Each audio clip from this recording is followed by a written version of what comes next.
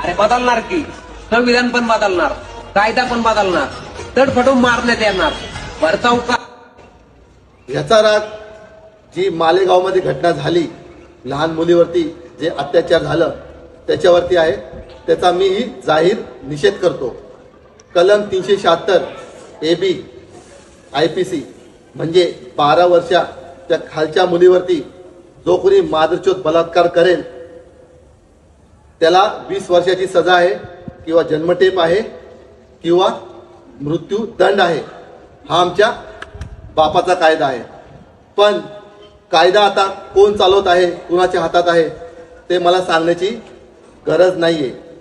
आणि जो कोणी मादरचोद कायदा बदलण्याची गोष्ट करेल किंवा कायद्याविरुद्ध बोलेल त्याच्या आईला पद्धतशीर घोडा लावण्यात येईल, तो छाटू कुणी पण असो, जसं ह्याला लावले. बघा बाबासाहेबांबद्दल चुकीचे शब्द आवाज काढणार, मला कसा आवाज काढणार. फक्त जय भीम आणि जय संविधानच.